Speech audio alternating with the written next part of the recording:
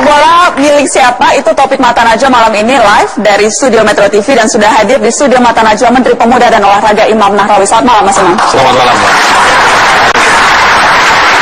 Terima kasih sudah hadir di Mata Najwa Mas Imam. Ya. Yang terakhir, kalau kita bicara kronologis dan konstelasi persepak bolaan kita, yang terakhir yang membuat banyak masyarakat kaget, terguncang adalah ketika PSSI menghentikan kompetisi. Hal ini mengagetkan untuk Anda, atau sudah tahu bakal muncul reaksi seperti ini setelah dibekukan kepengurusannya? Saya tidak membayangkan itu muncul, dan saya terus terang kaget dan sakitnya di sini. Di situ kadang merasa sedih saya tuh Mbak, karena terus terang bagi saya kompetisi itu tidak boleh berhenti. Kalau pernah dihentikan itu sesungguhnya hanya bagaimana mekanismenya diperbaiki, kemudian ada beberapa klub yang harus dibenahi dan sebagainya. Tapi kalau kemudian ada penghentian total pada kompetisi, itu saya kira akan membunuh prestasi kita, membunuh klub kita, pemain kita, pelatih kita, dan semua orang yang terlibat di situ, lebih-lebih supporter. Jadi Anda betul-betul sama sekali tidak menyangka dan tidak memprediksi? Tidak memprediksi itu. Makanya ketika kemarin saya panggil 18 klub itu, statement saya pertama, saya sampaikan kompetisi harus segera jalan.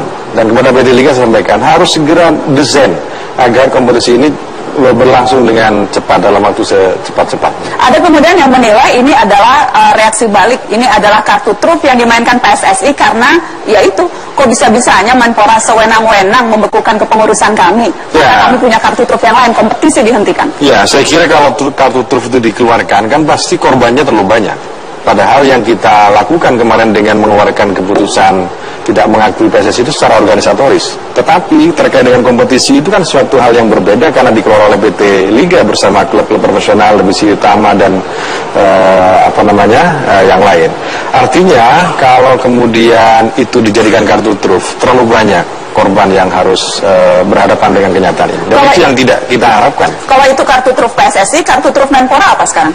Kartu truf Menpora bagaimana ke depan ini tata kelola sepak bola harus betul-betul kembali ke khitohnya, di mana ini menjadi wahana bersatunya anak negeri. Itu keinginan semua orang, Pak Menteri. Tapi apa yang dimiliki Kemenpora saat ini untuk bisa memastikan itu? Memastikan tata kelola dengan baik itu bagaimana transparansi harus terbangun. Kemudian seluruh kemenangan yang dimiliki oleh PT Liga itu betul-betul transparan. Dan tentu tugas-tugas PSSI yang begitu besar itu harus dibuka ke publik. Karena ini tidak semata-mata untuk kepentingan pengurus, tetapi ini menjadi satu harapan dari jutaan warga bangsa ini. Pak Menteri, saya ingin klarifikasi di awal dan juga untuk pemirsa yang menyaksikan Mata Najwa. Kami sudah mengundang PSSI dan sampai tadi siang pukul 3 sudah menyatakan akan hadir perwakilannya, tapi kemudian membatalkan dengan alasan yang tidak begitu jelas. Karenanya Pak Menteri, saya ingin kita putar supaya fair, Mata Najwa akan tetap fair. Saya akan putarkan apa pernyataan Ketua PSSI Lanyala berikut ini. Kita dengarkan sama-sama.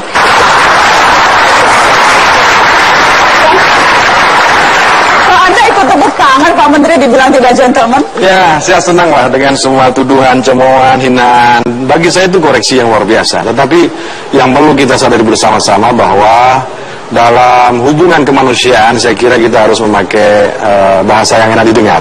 Yang kedua, terus terang saya juga ingin sebenarnya ketemu dengan beliau, karena apapun beliau adalah sahabat saya. Dan sudah tahu malam ini Menpora akan hadir, tapi kemudian juga tetap tidak mau datang. Katanya sudah 5 kali, beberapa kali datang ke kantor Kemenpora, tapi Anda tidak mau menemui, atau tidak? Begini, ratusan setiap hari tamu-tamu saya yang masuk ke kantor itu. Tapi ada yang dijadwal, kemudian ada yang juga bertemu dengan pejabat kami yang lain. Tapi kalau motifnya ke sana kemudian membawa media dan seakan-akan dia tidak diterima oleh Menpora tanpa ada janjian, tanpa ada SMS, BBM. Saya masih punya nomor handphone kok yang bisa diakses oleh siapapun. Mestinya tolong Mas atau Dek atau silakanlah panggil saya apa saja. Saya akan terima itu. Tapi faktanya tiba-tiba muncul ke sana, kemudian seakan-akan tidak diterima dan sebagainya. Padahal Anda membuka pintu untuk mau berbicara dan bertemu? Jangankan kepada beliau, pada siapapun saya akan buka diri demi kepentingan bangsa kita. Kita akan lanjutkan. Kita harus break. Kita akan lanjutkan setelah pariwara. Tetaplah di Mata Najwa. Sepak bola milik siapa? Sesaat lagi.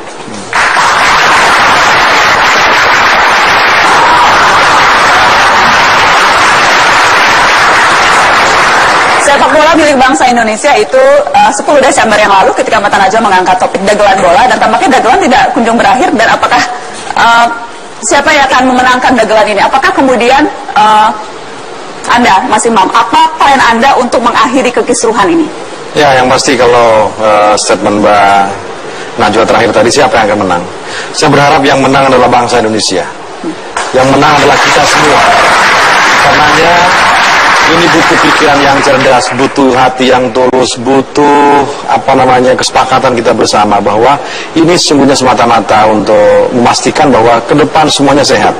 Klub sehat, pemain sehat, penonton sehat, dan semua kita sehat sehingga tata kelola itu betul-betul tetap rapi. Dan apa yang akan Anda lakukan untuk menuju itu?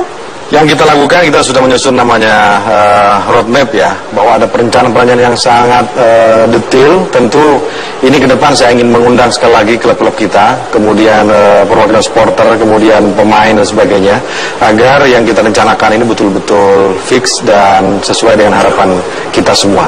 Sehingga Kemenpora ini tidak semata-mata ingin melaksanakan niatnya sendiri, tetapi ke depan ketika kita bicara roadmap, maka semuanya harus terlibat dalam perjalanan itu. Sempat ada rencana untuk membentuk sebuah tim, apakah namanya tim transisi atau tim yang lain, tapi tim untuk bisa mengatasi situasi yang saat ini terjadi. Seberapa jauh kemudian progres pembentukan tim itu? Ya, itu yang juga kami cantumkan dalam surat keputusan Menteri Pora, bahwa setelah PSSI ini dinyatakan tidak diakui, tapi kemudian timnas ini juga harus berjalan, kemudian kompetisi juga harus berjalan dengan pantauan yang akan dilaksanakan oleh KONI dan tim transisi.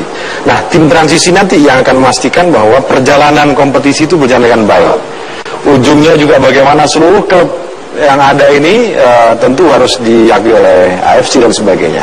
Dan siapa saja di tim transisi ini? Terus terang Mbak, saya sesungguhnya ingin mengumumkan kemarin hari Rabu, hari ini.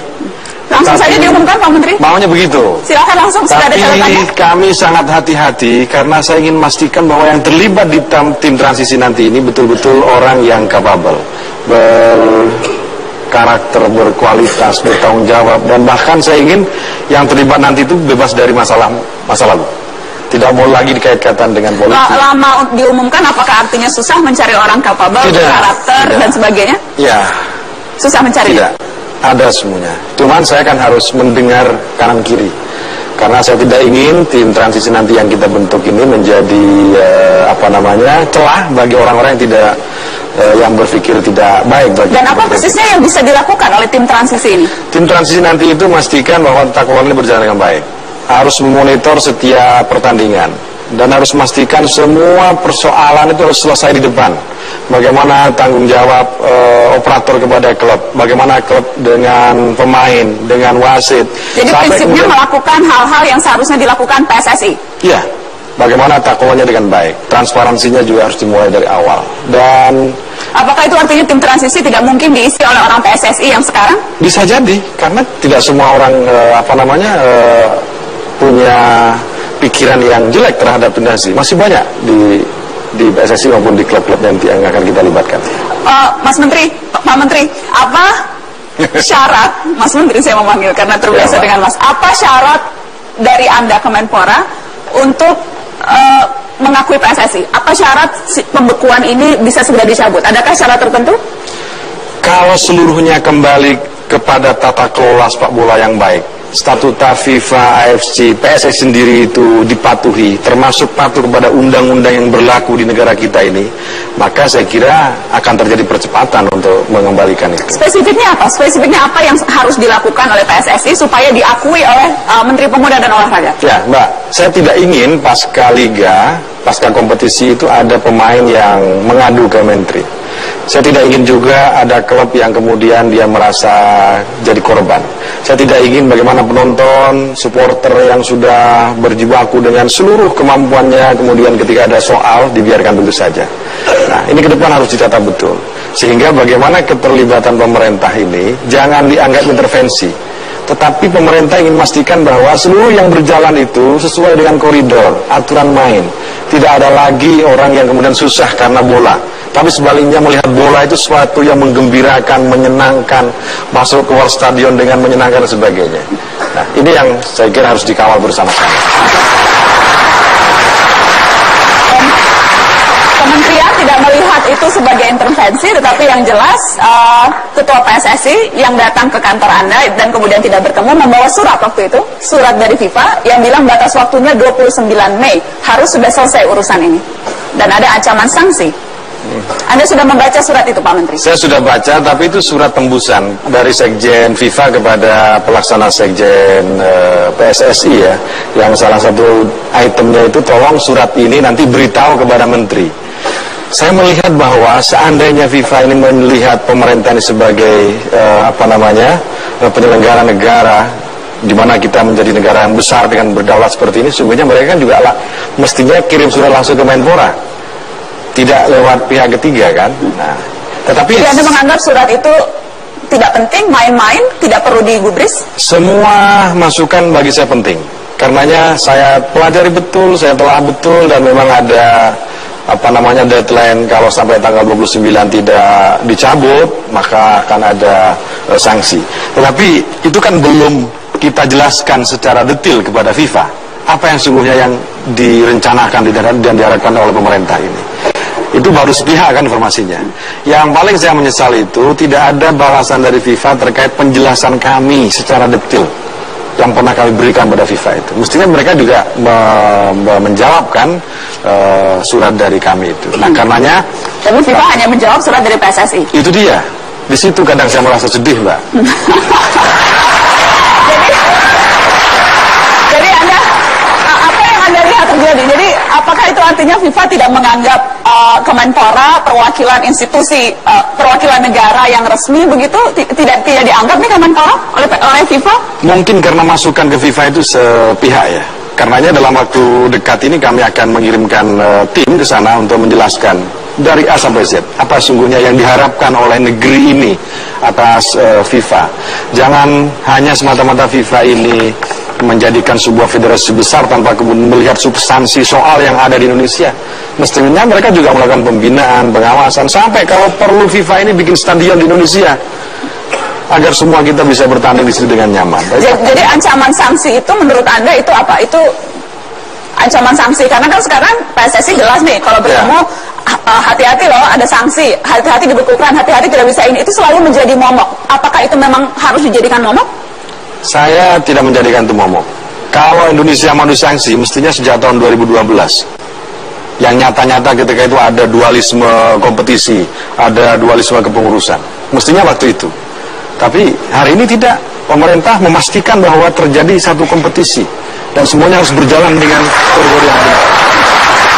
Karena kalau kemudian itu dijadikan momok, saya kira kita harus memastikan ke depan. Jangan-jangan di FIFA ini tidak ada informasi yang seimbang bahwa di setiap negara manapun pasti pemerintah itu terlibat.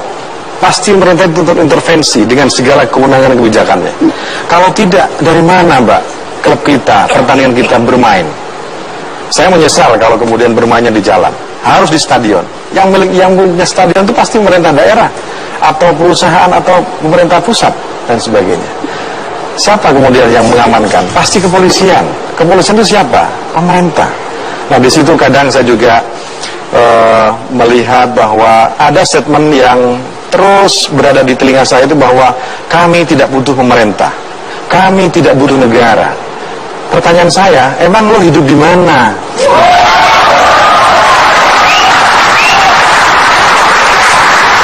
Kita Indonesia, maka saya kira di statuta FIFA sudah jelaskan bahwa harus tunduk kepada statuta FIFA, AFC, dan hukum positif yang berlaku di negara itu. Baik, kita akan lanjutkan, kita break. Pak Menteri, setelah ini saya akan minta perwakilan klub dan perwakilan pemain, dan juga nanti ada teman-teman supporter untuk bisa duduk dan berbicara tentang masalah ini. Sekali lagi, sayang sekali PSSI membatalkan kehadiran di Mata Najwa.